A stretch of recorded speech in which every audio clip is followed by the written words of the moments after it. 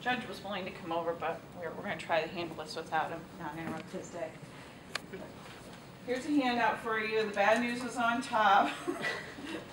And then kind of an explanation of history. This is about institutional care. I'm sure you've kind of... And I forgot the last page, so I apologize. That's why there's two staples in this.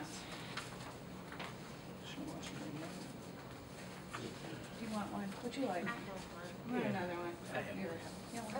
Okay. So, if you would just look at page 2, gives you a history of the last few years as far as institutional care and the cost.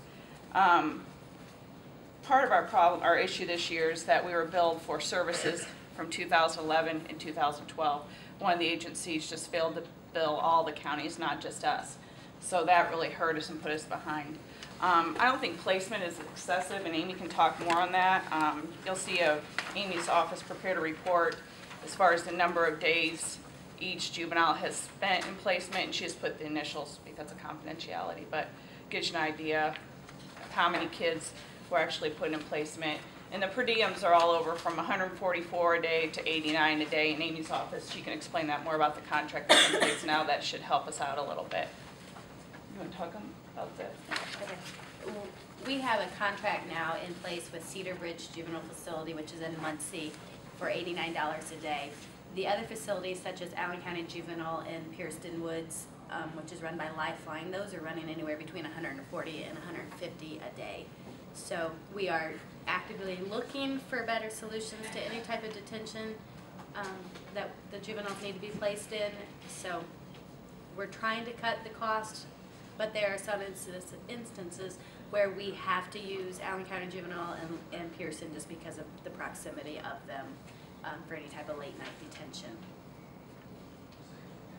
Paula, were the invoices that came in 2012 that could have been paid 2011, those could have been encumbered, right, into 2000?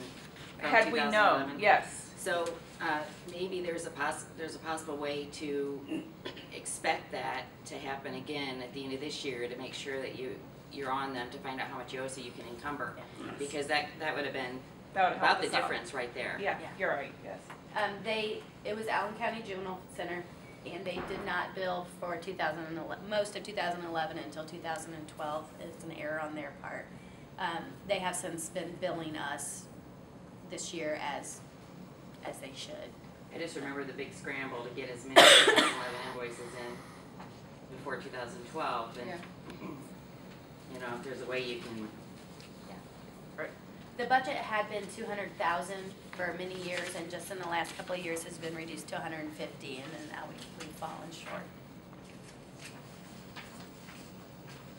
This parent reimbursement, what determines what that is? The court determines that, and it's usually $40 a day that they're asked to reimburse. Do they keep it paid, or? Amy's office monitors that, and they collect it through the probation department, and then it's reimbursed to the county. Whatever we collect each month, we send that back to county general. So, yeah, Judge Hugh has really, I think, taken a pretty strong approach on this. That if they fail to comply with whatever payment agreement they have in place, there is a court hearing set, and the parents are brought back in front of him. But there's a lot of money owed. I should tell you that this request is from the commissioners. This is out of the commissioner budget. And of all the papers here, I honestly think the last page is the most appropriate page. It's care was cut from 200,000 to 150,000, and then the Allen County forgetting the bill in 2011 was a $47,000 problem. It's the second page in the council's packet. I'm sorry. It was the last page on commissioners. So. Sorry, I had a different packet. You know, so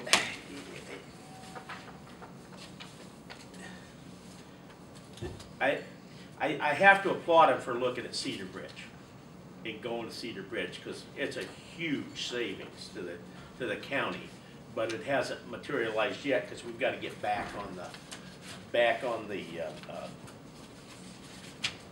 back in line here. But nonetheless, this is a request from the commissioners because it's out of the commissioner budget, so the additional appropriation is from the commissioners. That's got an account of its own, institutional care account. It has its own line. It's county general, the account is the 3,000 number, and then the department is 1,000 commissioners. There's no way to transfer money like we would normally out of, because there's no other items that have over 60,000. But that leaves the budget still in the black after you pay this, and That's enough to correct. finish out the year. And Right, out of county general, that would be fine. There's enough, but not out of their department that we can transfer within the department. Paula, once you transfer a youth, say to Cedar Bridge, is there a follow-up? I mean, do we have somebody keeps driving over there day in and day out, or how is that? Here. Cedar Bridge does all transporting for us. They will come up, pick up the juvenile, they will then return the juvenile. Say they have a weekend to serve, they will pick them up on Friday, they will return them to the sheriff's department. On Sunday, it's parents' job to get them to the sheriff's department. And that's included in their price? That's included in the $89 a day. Typically, what we are doing right now is if it's a middle of the night detain situation, we will use Pierceton Woods or Allen County Juvenile. They have to have a detention hearing within 48 hours. So we'll leave them at that facility until they're in front of the judge.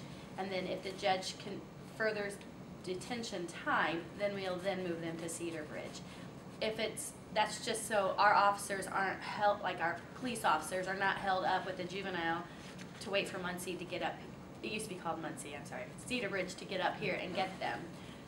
If we know they have to go serve their Christmas break in detention, then Cedar Bridge, we'll schedule that with Cedar Bridge. They'll come up and get them and do all the transporting. So one facility versus another facility is like apples and apples as far as liability and everything. Right, right.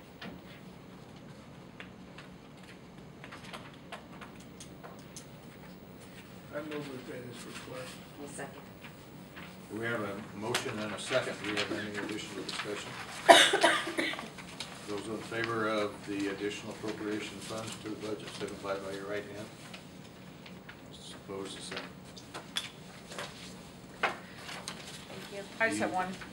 Anything else? Of course. I just want to let you know, Nikki Trier and I will be appearing in front of you in November just to give you an update on the Troy Center program and kind of how the partnership, what it's going to look like now with them becoming their own freeway accredited school. So we go in front of the commissioners on the 15th. We've already met with our board as far as how they think it should look now. We want to present that to the commissioners, then we'll present it to you in November. Just don't want you to think I've forgotten about you. So, thank you. Thank you, ladies. Thank you.